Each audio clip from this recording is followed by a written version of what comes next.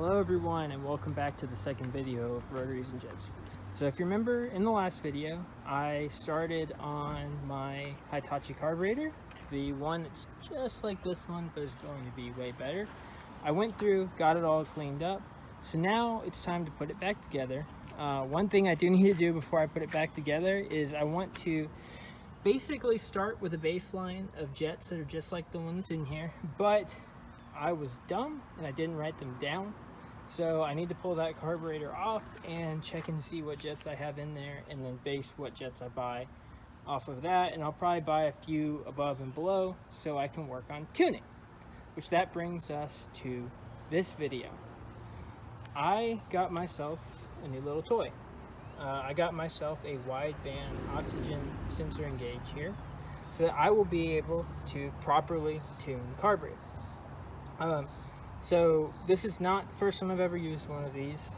I actually used one when I was making this carburetor, as well as I went through and made a few different Nickies when I had the 12A. So I have used these wideband gauges a lot and they are awesome. Before though, I was just borrowing one from my dad and would just put it on here and then when I needed it, and then give it back when he needed it. But I did actually at one point use it for like a year, and my little quick way of putting it in the car made me tape my wires right here and then run it into the door. And you can probably see there that there is a pretty definitive line right there. Yeah, that was from painter's tape I used to hold the wire down, and it ended up fading a line into the car. But besides the point, let's get back to this gauge. So this is an AEM wideband gauge, which is like the one I had before, or my dad has. This one though, I will be able to permanently install into the car. In this video, it will not be permanently installed. I will just have it in because currently I'm working on a mount with a friend. And once that mount is done, we'll put it in, and hopefully y'all will be impressed by the mount. I know I'm impressed and very thankful that my friend is helping me do this, because it's something I don't have the skills, knowledge, or tools to do. That'll be in a later video. In this video though, I will explain to you how this gauge can help you tune your carburetor. And this is not just really helpful for tuning carburetor, even if you had fuel injection. This tells you basically how rich or lean your motor is. So you can see on here, there's numbers. 11 down there at the bottom left, that means you're really rich. And if you're up above that 16, that means you're pretty dang lean. So when I am tuning my motor, when I'm cruising, I want to get right there, kind of in the high to mid 13s for my cruising. Now when I get on it, I actually want to drop down here between high 11s, low 12s, probably right at 12. And if you don't know what the air-fuel ratio is, that is basically how much air there is compared to the fuel. Kind of right there in the ratio. So, and you know, on my car, because it's carbureted, how I will change that is I will change the jets in the carburetor. I have and I am not going to mess with any of the air jets. I'm just going to do the primary and secondary fuel jets. So that's 4 jets that I'll be messing with. And as I go through and change the jets, I will show you how I change the jets and show you the sizes that I get. Now, one thing I do want to do is give you in this video a baseline of what my air-fuel ratios are. Honestly, they could have changed. I've been running this carburetor for a year. There could be a little dirt in a jet. There could be a vacuum leak, something I don't know about, so it could potentially be leaner than when I originally put it together. So it'll be interesting for me to see. It'll be interesting for y'all to see. But once we get a baseline, I have a carb spacer, and I will go ahead and put that carb spacer under this carb. Then we'll be able to see how the air-fuel ratios change by adding that carb spacer. In theory, you think it won't change that much, but it could, which is really part of the reason that I have not gone ahead and put it on, because that carb spacer would greatly improve the drivability of this car. because currently my carburetor heat soaks terribly when I stop the car, and that plastic or whatever compound carb spacer will big time insulate this carburetor. The other thing I will want to show you in this video is currently when I take hard right hand corners, the car kind of just shuts down. As soon as I straighten back up or let off, the car snaps right back to life and off I go again. So what that means is the fuel is sloshing inside that carburetor. Now the question is it sloshing and somehow flowing over into the Venturis and making a very overly rich scenario? Or is it sloshing to one side and just leaving two jets dry and I'm going super lean and that's why the car is dying? I don't know. So I don't really know how to tune the float bowls or to make any sort of baffle in there to stop it. So with this, I will be able to go throw it into a corner and I will be able to see if it's going rich or lean and make the change. I probably won't make the changes to this carburetor, but I'll make the changes to the other one so it'll be ready to go when I put the carburetor on. So I guess let's go ahead and I can start putting this air fuel ratio gauge together and get it in the car.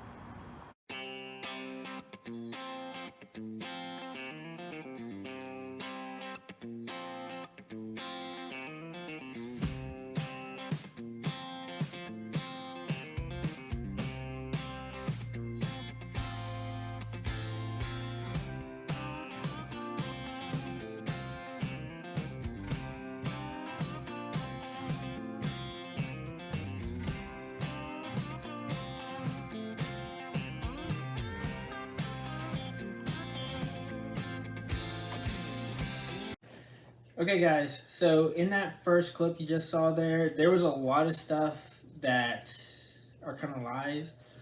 I filmed that many months ago. This was actually supposed to be my second video, but stuff got in the way and I did not have time to finish that video or finish putting it together.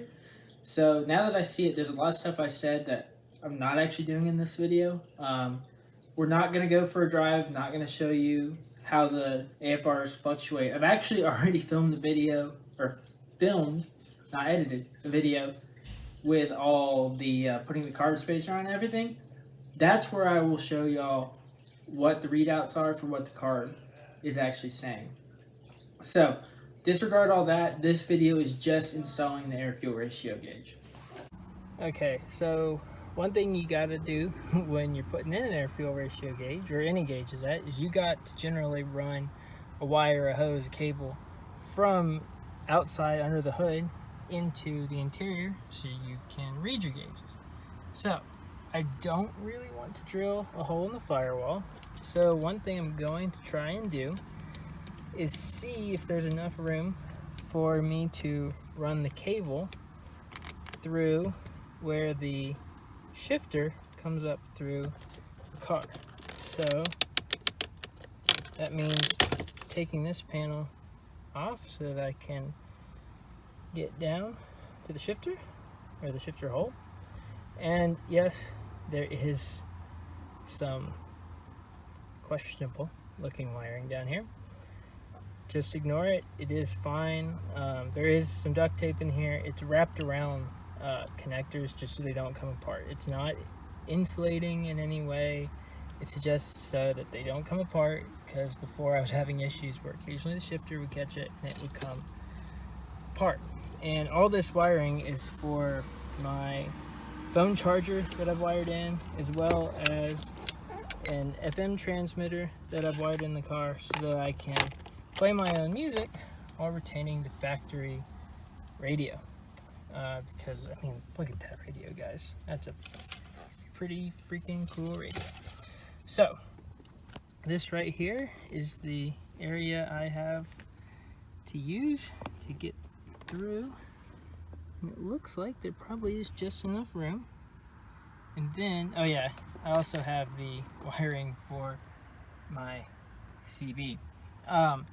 Sorry for the sidetrack. But it does look like I can probably squeeze that wire through, and then I will run it under here. And currently I'll probably just have it come out right here so I can look at it. So let me see if I can fish that wire through, and I will get back to you. Okay everybody, so y'all can probably tell since the beginning of this video, I'm now in a totally different place. I filmed those first 2 clips of this video a couple months back while I was still working. Now I'm back at school, so back in Auburn. I got the 79 Matilda RX7 like right after I filmed that first part of that video. So I didn't have time to, sorry, I got distracted, stopped working on this car, but we're back. So I believe where I left off, I had said that I needed help getting a wire run into the car.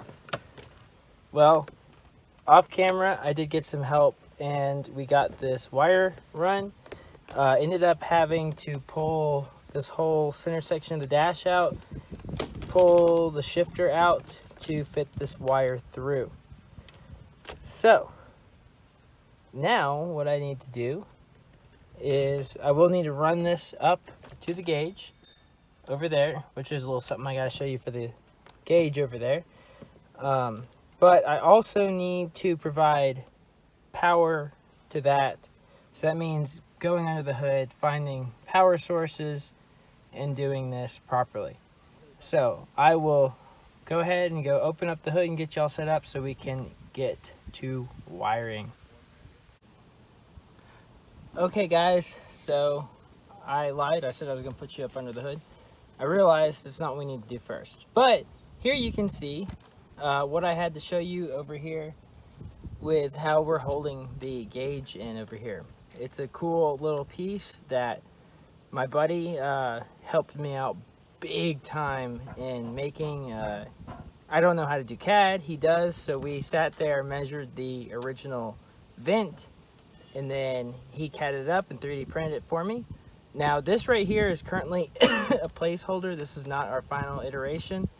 At the end of this video, I will put the final iteration in and put the gauge in it. But the gauge is in the same place, so I can use it to mock up how I need to put these wires. So these wires need to clip into the back, and then this end I'm going to need to go under the hood. So I need to figure out where I want to go through the firewall. So I need to go ahead and pull this out, plug in this wire. Do it without breaking it. There we go. Okay, so that's plugged in now. So now I need to figure out how to actually run this wire back through here in the vent. I may need to actually, so see if you can see down in here. I may need to end up like drilling a hole over here so I can run the wires through, which is okay with me because I fully accept it. I don't get this anymore, and if you ever needed to, you could just put a piece of tape over it and the air would flow back through. So I think, because I don't see any other way, because the gauge actually sits back in here, and even though there's a gap right here, I won't be able to use that. So I am going to go ahead and go and drill a hole right back here, and then I will get back to y'all. Okay, so as you can see, I got these wires coming through the vent now. I did not end up drilling the hole back in there. I ended up drilling it right here and just ran them up, and then I'll be able to run all the wires up there. I thought I was going to be smart by taking this whole trim piece off right here. I was not. It was a big pain in the butt to take it off, and now it actually doesn't fit back totally right anymore. It's kind of a bow. That's not flush anymore. But I got it in there. Now I need to actually extend these wires, get them through the firewall, and set up a relay. So I am going to now, off camera, I'm going to get this through the firewall. And the only reason I'm doing this off camera is because this is really boring work that I'm doing here. And it's even kind of long for a time lapse. So I will get this through the firewall, and then we can get to extending these wires, and I can tell you what these wires do. Okay guys, so I got this wire through. I just cut a notch into the grommet here for the speedo cable. And now we come out to having 4 wires. So you have your black, which is just like your ground to the chassis. Then you have your red, which provides power to the system. Then you have this blue and the white. So if you come over here, it says the white is a 0 to 5 volt output and the blue is serial output. I honestly don't know what point of that is. It's probably something for if you're running with fuel injection or an aftermarket ECU. But since I'm running good old carburetor, I'm only going to use the red and black, because see right here, connection of the white and blue wires are optional. So this one will go straight to a ground, probably right here. I already have a ground for something. I have the fog lights grounded right here. This though, I need to put a relay. So as you can see, I already have 2 aftermarket relays in here. I like relays, so I tend to just get these cheap Chinese ones off of Amazon. You can get a pack of them for like $5. So for those of you that don't know what a relay is essentially an electronically controlled switch. So you'll have your low voltage going in, and you'll have a high voltage going in. You use the high voltage to actually power what you want to power. You use the low voltage to actually trigger the switch. And when I say low voltage, it's all 12 volts. It's more load. Like I want a little bit more load to go through to the gauge rather than through the switch. Now I'm going to make this to where when the car is on, the gauge is on. So I need to go through and I will check and see if I can find a wire under the hood here that turns on when the car turns on. It's a little bit of a tricky one. Now I bet you one, actually no, none of my, yes, one of my ones for my relay here, these are for my fog lights like that, so I'll probably just take it off of that because I made it to where my fog lights would turn off when the car was off because I didn't want it to accidentally be able to leave them on. So I will go ahead and figure out where I can pull my voltage from, and then I will probably set y'all up with a time lapse so you can just see me create it. Oh, one more thing. Fuse. You need to add a fuse in here, so I just have as you can see, this is my electrical box. It's just jumbled up. I need to organize it. But the fog light kits come with like a little inline fuse. I had to get 2 sets because these used to be on an Explorer that I had, and I had 4. So I have an extra little fuse holder here, and I will use this in here. But in the time lapse, you'll be able to see me put it in, and I'll go over it after I'm done. So I'm going to get to searching for a good 12 volt trigger source.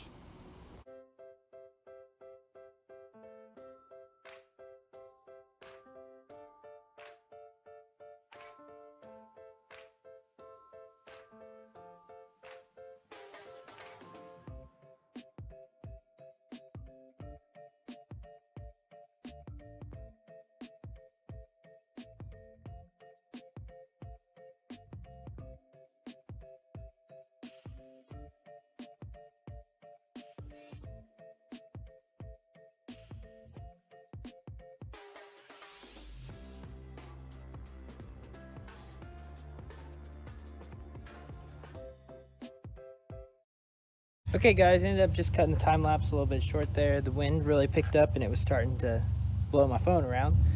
And it was getting kind of long. But y'all at least got to see me solder the 2 connections together. So One thing you saw me do, I put shrink wrap on there. Always remember to put shrink wrap over it. It's just, it insulates it and kind of keeps it from coming apart if your solders aren't that good. So I went ahead, I crimped a little round doodad on the end of the ground here, because I will screw it onto the body of the car right there. Now this will be going into our relay, and this will have power going through it. So this needs to be insulated. So make sure you use some of these insulated connectors right here. So when I put these on, I like to get them pretty tight. So I bent the wire over. Now I twist that down on there. So really, you should use a proper crimp tool. I'm doing this the wrong way. This is a do as I say, not as I do. I have a crimper, but it's terrible. I'm going to use just some wire snips right here.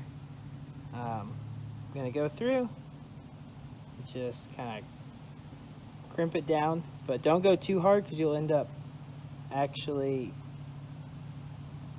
breaking through. And this way it's still, see, it's nice and strong, and I didn't clip it off. So now this will be able to go into the end of the relay. So off camera, I'm just going to finish putting on the last few wires, and then I will show y'all how to hook it up into the relay. Then I'll install the relay. Okay guys, I got all my wires made. It's time to actually hook it all up to the relay now. So here's my relay, here are all my prongs. Let's go ahead and start with our ground. So your ground is going to be, so you see there's, if I can get this right, there's numbers on here. Your ground's going to be your number 85 over here. So here's the ground that I've made. It's just screwed right here. It's holding like actually a factory relay. I put all my grounds right to there. So just go ahead, stick that onto your 85, just like that. Okay, now let's get our trigger wire, which this is our trigger right here. I have it currently hooked up to the coil because the coil has 12 volts when the key's on. I don't know if that's a good place. May end up having to change it if I'm going to be totally honest. You want to make sure you hook that up to your 86 over here on the left. I can get, there we go. Then let's take our big, like, fused 12 volts. So that's this right here. And currently there's no fuse in, even though it is hooked to the battery. So there isn't actually any power going to it. But that goes into your 30. Getting tangled up. Your 30 down here on the bottom. Okay. And now finally, what you want to power, sorry, I just kicked the tripod. What you actually want to power, which is this right here, and it will go into your 87. So if you notice, I might have already said this, but I used insulated connections here. They're very close together. You don't want these touching because it'll end up creating a short. So now I'm going to take this, there's a screw hole right here. I'm going to mount it to the car and then just zip tie up the wires so that they're a little bit more clean.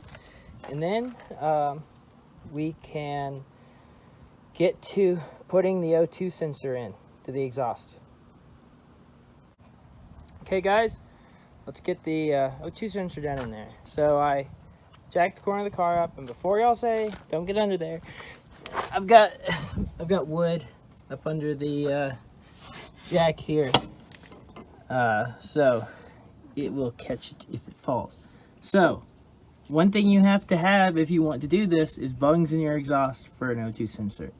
So you can see this one, very poorly welded. I probably put it in there. And then I actually have one over there too. But I think I'm going to put the O2 sensor into this one just because of ease. This one is for the forward rotor. And now when I start tuning the other carb, I'll probably switch it back and forth because I want to make sure it's even, because if you're not even on your rotors, you can damage the motor. So I will get this out. It's just an Allen key for this one. The other one I believe is actually a regular bolt. Yeah, it is. So I will get this out, and then you just thread the O2 sensor in, and then I'll get the wires hooked up. I would film this, but I don't really have a good place to put the camera. So I'll get this out and then I'll show you when I got the O2 sensor in. Okay guys, so here's actually a quick tip for y'all. So this, well, it's actually not stuck anymore, I'm not gonna lie, I just got it loose. But if you have something stuck and you don't have a lot of space or much leverage, sometimes you can repurpose an end wrench.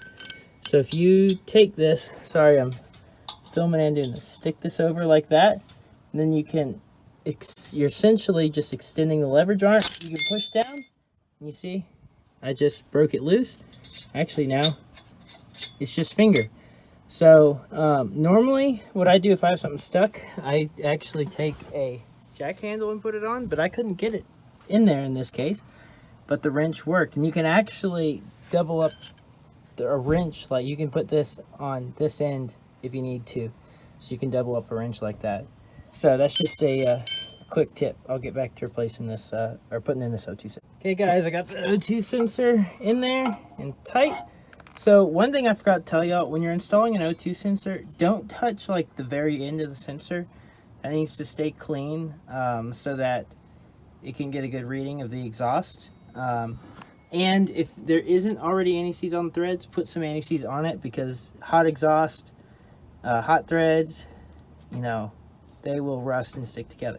So now the really fun part, I need to get this plugged up to the rest, or to the that long wire that I put in off camera. Yeah, it plugs into this. So I need to get up under there and get it plugged in. The wire is sitting up there somewhere. I need to reach around and find it. So I will go ahead and get this installed. Okay y'all, it is finally done. The AFR gauge is installed with the final iteration of the gauge holder in here.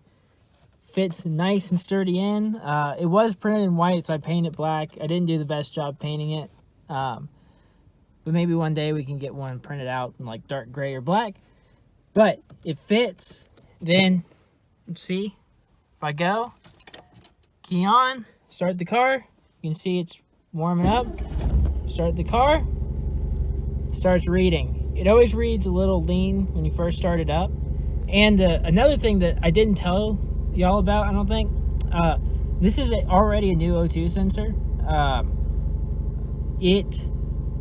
Right after I first started, I did like 1 mile and it started reading dead lean and would not come back. So I ended up buying a China O2 sensor instead of the actual Bosch one that came, and now it seems to be working. So with this AFR gauge, I will now start going back to that carburetor that I did in my first video. If you go way back, the first thing I'm going to do though is see what happens to the AFR when I just put the carb spacer on with this carburetor. Probably going to actually try and film that video today. So with that being said, thank y'all for watching. I hope y'all really like this little gauge cluster in there and the AFR install. Tell me if y'all think this little gauge pod is something y'all would like to buy. Potentially I could talk to my friend who helped me make it, and maybe we could sell these things. So I've actually got a few other little 3D print stuff that I will do in future videos. Some of it's actually already made, but I haven't made videos on it yet. I got CAD a few weeks ago and I've been playing around trying to learn. So with that being said, please don't forget to follow the Instagram and don't forget to like and subscribe. See y'all later.